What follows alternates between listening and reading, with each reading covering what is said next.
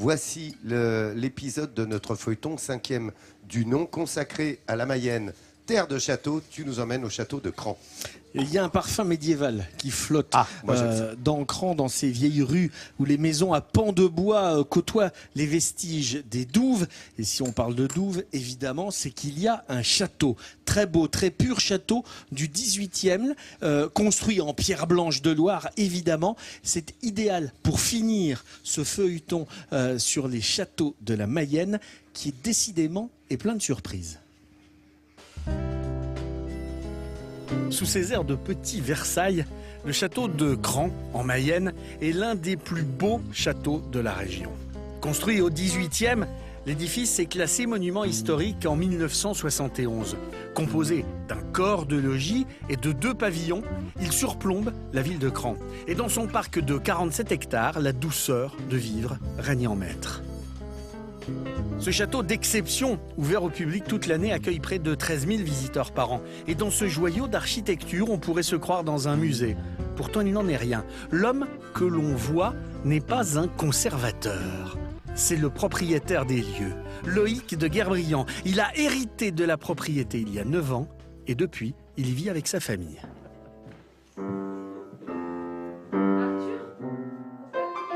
Voilà, doucement. Allez-y mollo les mecs.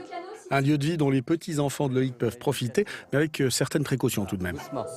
Une fois, on a eu des visiteurs qui étaient outrés parce qu'ils voyaient qu'il y avait des traces de gens qui s'étaient assis dans les fauteuils.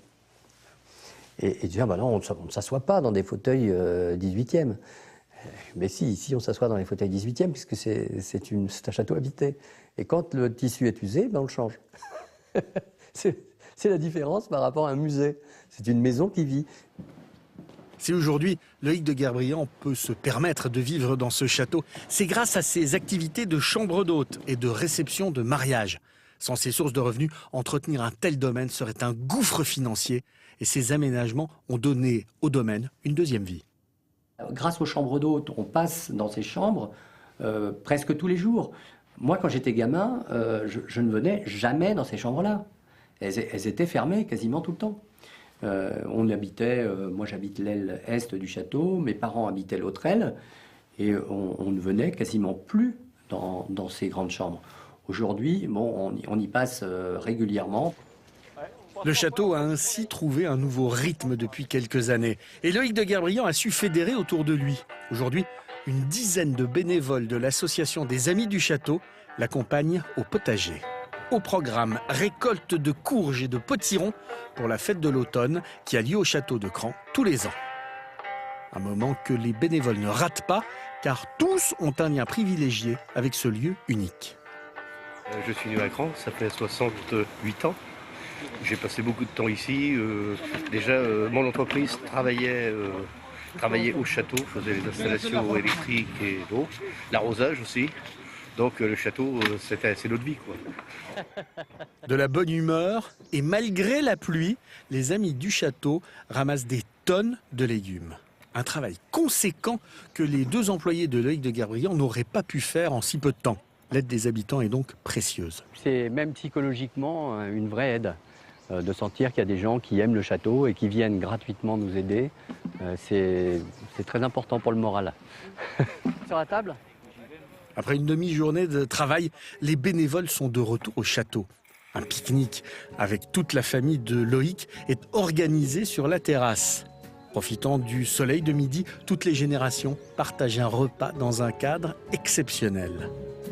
Et pour les bénévoles, c'est aussi l'occasion de discuter avec Bertrand de Guerbriant. C'est lui, le fils aîné de Loïc, qui reprendra la gérance du château dans 5 ans.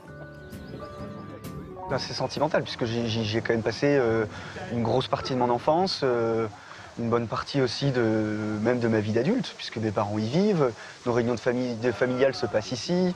Ça nous est arrivé aussi de rassembler toute la famille, que ce soit du côté de ma maman ou de mon père dans le cadre de week-ends, etc. Donc oui, il y a un attachement fort à cet endroit et j'espère que mes enfants auront le même et auront la même volonté que moi d'essayer de garder cet endroit au sein de la famille. En attendant que la relève soit assurée, Loïc partage des moments uniques avec ses petits-enfants. Allez vite voir s'il y a les œufs, vite. Ouais. Régulièrement, il vérifie que les poules du château ont bien pondu. C'est celle qui est au milieu, celle va m'aider. C'est Caillou. C'est celle qui est là, la noire et marron. Allez Martin, regarde, il Allez, en reste encore un là, tu peux aller l'attraper. Eh non mais laisse Martin le faire. Un moment d'échange et de transmission qui renforce le lien des enfants avec le château et de quoi se créer des souvenirs pour la vie. C'est précieux. Je suis sûr que dans 20 ans, Clément et Inès me diront, tu te rappelles grand-papa, si je suis encore là, on allait tous les jours ramasser les œufs. Ils l'auront fait 15 fois avec moi, mais ils auront l'impression qu'ils l'auront fait 100 fois. Et c'est vrai que ça les marque. Le château de Cran aura besoin de cette relève pour rester dans la famille. Et c'est cette transmission qui maintiendra vivant ce patrimoine de la Mayenne. Très beau château sur un lieu qui était stratégique dans le royaume de France. Cran était la sentinelle du royaume face au duché de Bretagne. C'était une place forte importante. Il y avait 27 tours de fortification. Tout ça a été rayé de la carte pour une seule raison. Cran a pris parti contre Henri de Navarre au moment de l'assassinat d'Henri III en 1589. Henri IV, devenu roi, s'est montré un tout petit peu rancunier. Il est arrivé à Cran, il a fait raser le château, les fortifications. Le château n'a été reconstruit qu'au XVIIIe siècle. Merci de ces précisions. Vous voyez que l'histoire est toujours présente. Ce patrimoine historique, on comprend mieux le pourquoi de l'architecture après. Évidemment, ce sont des résurgences souvent de guerre.